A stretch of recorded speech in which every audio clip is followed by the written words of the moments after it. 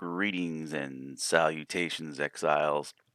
So I had this nightmare last night where I was cutting down a tree, and it was one of these crooked short trees, like maybe like a plum tree, and it was all windy and curvy, like it had been damaged early on in its growth. And the point of this video is not to discuss this dream whatsoever, but it woke me up at 2 a.m. So I'm sitting here with one sock on. I have no idea where it went, and in my underwear, drinking a leftover latte from yesterday that I put in the freezer. And I figured, you know what? This is going to be some really good content. This is going to be some amazing content. So, um, while I preset this menu up to discuss the topic that I want to talk about, Um, I'm gonna talk about this dream. So, and it's a short dream. So we get halfway, and this tree is covered in cobwebs, and so we're like, dancing around these cobwebs to try to stay out of these cobwebs, and we're cutting piece of this tree off, and then we see this giant black widow, like in the thick of these cobwebs. Like the cobwebs are so thick you can barely make out the size of this black widow. Or it's a black spider of some kind. And and my buddy says he's like get away from the tree. And so and we're like trying to use like a knife, like a butter knife, to cut the cobwebs so that way we don't step into them. He's like, get away from the tree. And he says to me, he says, you know, with a spider like that, they do a noxious type of venom to where you're really unconscious, but you think you're still cutting down the tree while they're eating you. And then I woke up. So it was like, oh my God, what like where did this come from? Um So I figured I would log on and check my status of 1932 and try to digest this dream of being consumed by a spider while believing that I was ridding the problem and conducting my daily chores. Um, and while I've kind of run across a dilemma. So I'm overseas, and I like to play on servers where they speak English. I know that sounds crazy, I got, nothing against Asia, but they have a different mentality than we do in the Western culture. And I posted a few videos about it. It's pretty crazy. Like, when you spend a considerable amount of time on different servers, you start to pick up like a vibe. Oh, like, oh, there, you stay away from that guy. And like what they'll do is they won't even put floors down in their buildings. They'll do a foundation ring and build walls and then just place all their stuff right on the dirt. And I was thinking, well, wow, that's crazy. Like that sounds so Vietnamese. That reminds me of my ex-wife. But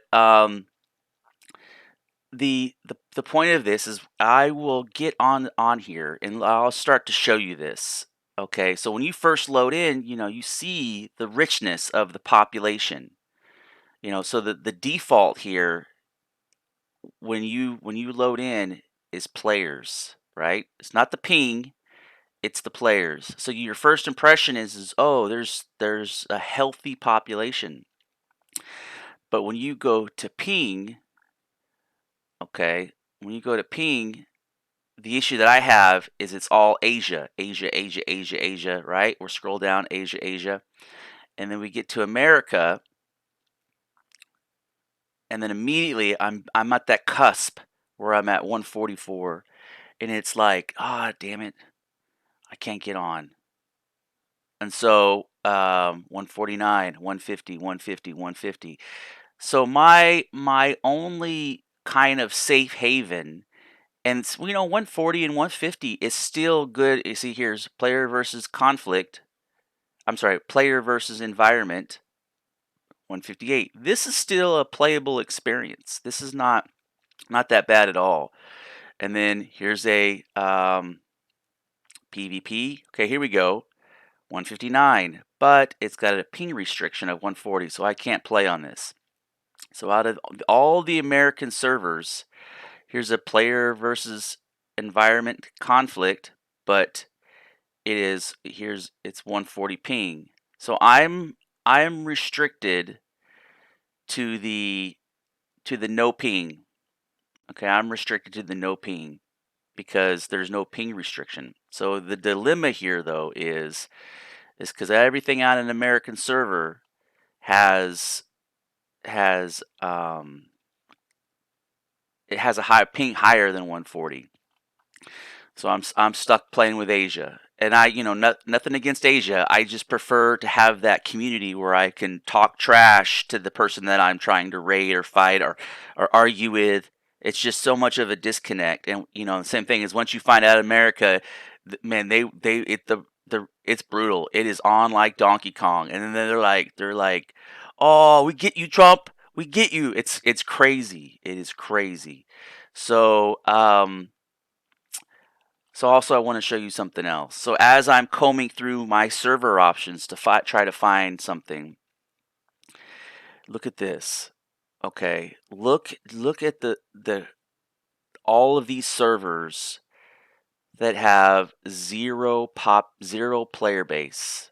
No one is playing on all of these American servers. So we have 1, 2, 3, 4, 5, 6, 7, 8, 9, 10, 11, 12, 13, 14, 15, 16, 17, 18, 19. So let's say each page represents 25. Okay. So there's 50. Okay. There is 75. There is 100. See where I'm going with this? 125. Okay, so we're talking about 200 servers with zero population servers. And I have an idea, and that is a fourth option. So right now we have three variations of servers, and there needs to be kind of some little bit more diversity on these public servers. And I've played on all versions of the servers. I enjoy the player versus player environment.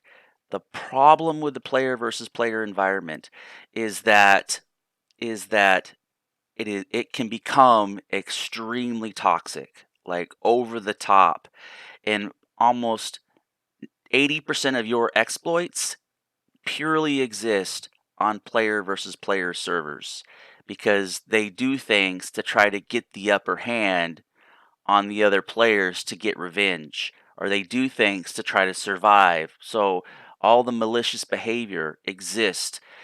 But when you move into PvP, it is generally a really positive environment. People help people out. There's like all these crazy open discussions. People are like, "Hey Bob, how you doing?" It's like the Bob Vila show. "Oh yeah, I'm working on my Ferrari." Like it is a really positive experience. But you miss out on a big portion of the game. So what they've done is they've turned off I would say 40% of the game is literally deactivated in a player versus environment game. And the reason why I say that is because, like, when you're running through the woods and you come across a fireplace in player versus environment, you're not allowed to like, oh, I need some food real quick. Let me cook this food and cook your fish that you just looted out of a fish trap to stay alive. So you don't have accessibility to fish traps, you don't have accessibility to campfires, anything that's left outside by another player, even if it was meant to be used like to turn and burn. Oh, I need to cook a campfire, I'm running for my life. No one has access to that. So it becomes extremely sterile, like to the point to where the game is almost broken. Um, and then there is player versus environment. Remember, it's 2 a.m. and I'm wearing one sock, drinking a 2-day-old latte. Player versus environment conflict. Okay. And let me find one here. Let me find one here. Let me find one here. And those usually, believe it or not, here we go. People play on those servers, and it has a mix. And so on the I'm going to speak to the character or the atmosphere first. So the atmosphere is pretty positive. Like people have that kind of same, hey Bob Vila, I mean like, hey Bob, how's the hot rod going, Um and people like to like group up and go raid together and stuff. I was really surprised. I just actually picked one of these by accident one time and then liked it so much. I ended up gravitating to it just because it was such a positive experience. But then I realized that it's not fleshed out. It's actually kind of poorly constructed. So you run into the same issues of like you can't use a campfire, somebody else's campfire. You can't use any fish nets. You can't open by default if they leave a thrall wheel outside. You can't access it. So the player versus environment, in my opinion, either A needs to be reworked or B there needs to be a fourth option. And maybe the solution is a fourth option. So in my fourth option, I would like to see maybe we call it player versus environment savage. Okay, so we bump up the status a little bit. And in this fourth edition, all of those things like thrall wheels, animal pits, campfires, fish nets, stuff that isn't designed to be locked by nature.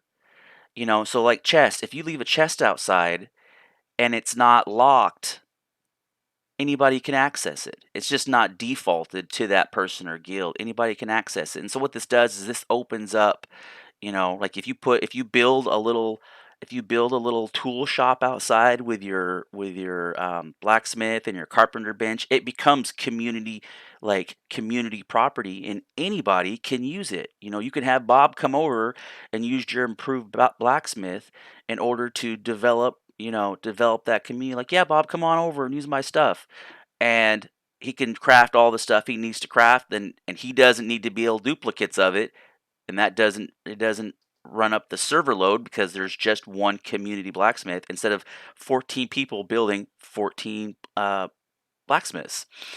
Um, and so there's that aspect. And then what that does is that creates a little bit more. So the player versus player aspect needs to exist in the game for a number of reasons. Is it because it creates that excitement and the hunt? And without that, the game can be very sterile. And if you don't happen to log on to a community server that has a little degree of community, your experience is very poor. So if you have a little bit of that sabotage, that little rogue versus rogue environment, um, sometimes it can carry you those couple of weeks until you start to develop a sense of community. And I would like to see. There's two things I would like to see. I would like to see more no ping options, right? Because what you'll notice if I just type in up here server name no ping, you'll notice that there are only 4 no ping servers, and I mean it's 2 a.m. where I'm at, but you'll notice they actually have population, and 32 is broken right now, but usually 31 usually runs. I mean, this server is usually maxed out, and same thing with 30.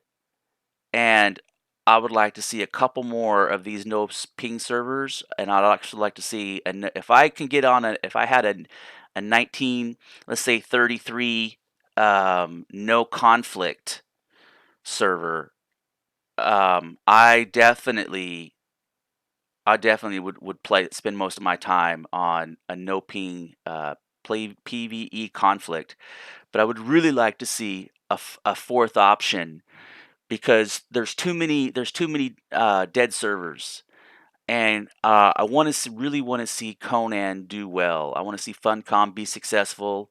I don't know if you guys know this yet, but I'm a giant Conan fan. Like some people are into their Star Wars, and some people are into their what's another one? Marvel. Like some people are all about Captain America and stuff. For me, that stuff it has become too PC, too politically correct, and I'm old school, man. I like old 1970s porn, and I like Conan the Barbarian. So I'm a huge Conan fan, and that's kind of where I geek out on is Conan. Whenever I see some good Conan art, that's what I appreciate. And so maybe it's being a product, or a child of the 70s, but uh, I see content and I see movies of today, and I find it more and more that I just do not enjoy what's coming out. And so in some ways, um, what I view and what I like is, I'm getting to the point to where I'm stopped buying movies because I don't enjoy them. And I'm pretty sure if you're watching my videos, most of you probably feel the same way. It's a combination of birds of a feather flock together type of scenario. But um, I'm gonna kind of I'm creating this video as I'm fleshing out my thoughts, and as a kind of active discussion piece. And I really need, Funcom needs to come up with a fourth option, like a test server, and because they got too many dead servers and the population is dwindling. And I think they're sitting around 7 or 8 thousand, and I like what they're doing. I like the direction they're going in the game. Um, if you guys like this kind of content, please like and subscribe. I put together a wish list of stuff that I want to see changed in the game, and that was my whole intent about creating this YouTube channel. Is I was getting pissed because I was posting the stuff on the forums, and they were blocking my forum post. And I was like, you know what? If I just load this shit on a YouTube channel, they can't block my YouTube channel. So, and now nothing's malicious, but it's criticism. And um, and I try to be fair about it. I realize that there are development cycles and priorities. So I put together a wish list of stuff that I would like to see change, and I'm up to 63 items on this wish list. And some of them are really simple, like really, really simple, like inventory. If you watch my inventory videos, you'll be like, "Oh man, this is a no-brainer. This is so stupid." And it really is a simple tweak. And sometimes I'll do multiple videos on the same thing because my perception will broaden out, and so I'll redo the video. The torch is another one. I did a couple videos on the torch about, like, how they reworked the combat graphics, and you can have a throwing axe in your left hand, and if you hit your control key, it throws a throwing axe. But if you don't hit the control key and you're just clicking, he'll use it in the combat system. They need to integrate torch into that same functionality. So if you hold the torch and have a one-handed weapon, the torch you can now hit the enemy with the torch. I would also like to have, this is like another level of this, but I'd also like to have the torch. When you hit something with a torch, it creates a fire dot, and it's a slow burn fire dot that does the same amount of damage as a bleed, but it's fire. And then that way we can add fire as an element to the game, like bleed, poison, corruption. Mechanically it works the exact same way, but visually you can see the guy on fire. So there's a little bit of work there, but I would love to see the torch reworked. Anyways, I think I've rambled enough. I think the double shot 2-day old latte is kicking in. Yeah. So give me some feedback. Tell me what you think. You think a fourth option is viable? I realize that this is what's crazy is that I have 32 subscribers, and I don't make the content I'm not monetizing this channel for a reason. I'm not like Firespark and some of these other guys who do make great content. Don't get me wrong. There's about 5 channels out there that make great content. I think Firespark's the most polished. I really like the direction he's going with his channel, and definitely go over there and support his stuff. But I'm not monetizing for a reason because I'm not here. I have my career. I have my purpose in life, um, and so monetization isn't my priority. My priority is to make the game better for you and me, to make the experience more rewarding, and to have an active voice, and to try to kind of get it to where we're all better for the situation. So, anyways, if you agree with me, please like and subscribe. And if you want, share my videos. I'm okay with you sharing my videos. But definitely, I'm all about the active discussion. So always like and subscribe, and thank you for watching.